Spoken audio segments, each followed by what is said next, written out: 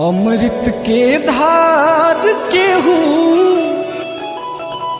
कतनो पियाई एगो माई बिना।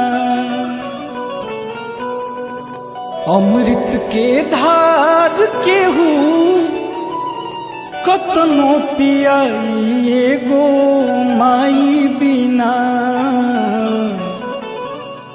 कैसे करे जावा जुदाई ये भाई एगो माई बिना। कैसे करे जावा जुदाई ये भाई एगो माई बिना। अमृत के धार केहू कतनो पियाई एगो माई बिना। अमृत के धार केहू कतनो पियाई एगो माई बिना। कैसे करे जावा जुदाई ये भाई एगो माई बिना।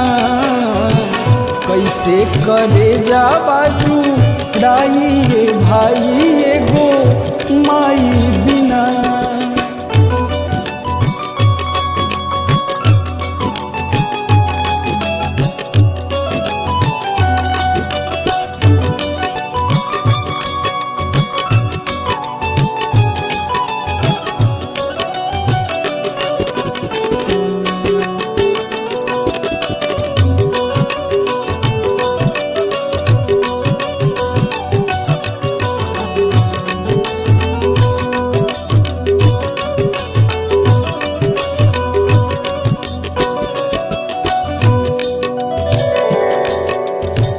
करी एहसान माई दुनिया देखावेली।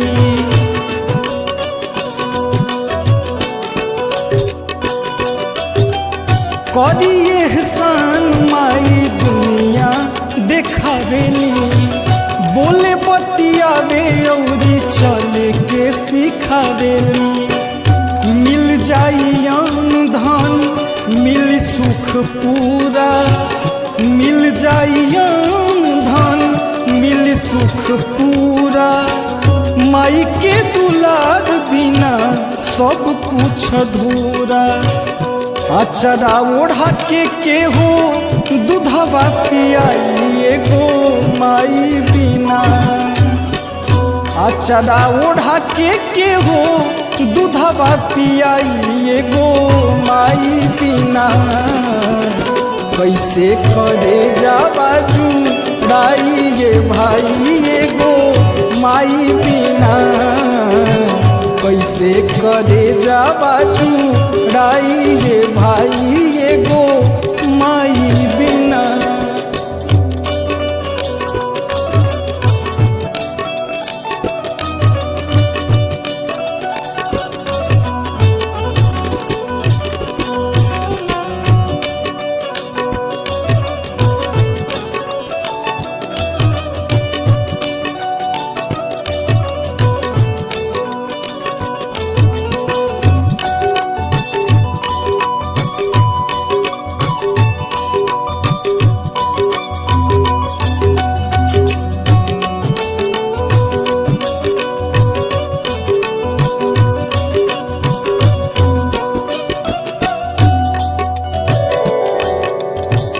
नव माह कोखिया में रखली सहेज के।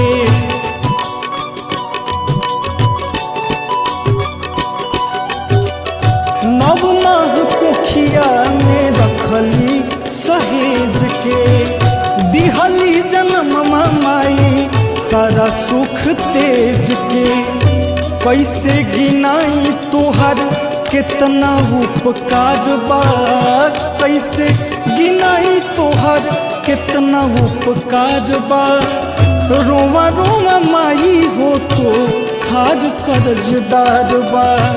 रोवा रोवा माई हो तो हार कर्जदार बा। कद के जीवतियाऊ मिरिया बढ़ाई एगो माई बिना। कद के जीवतियाऊ मिरिया बढ़ाई एगो माई बिना।